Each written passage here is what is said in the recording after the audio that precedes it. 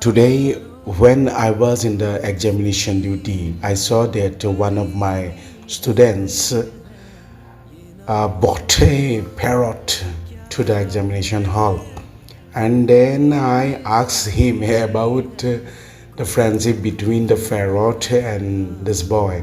He told me that today the parrot wanted to come to college with this boy, and interestingly the parrot was in the examination hall without hampering the student.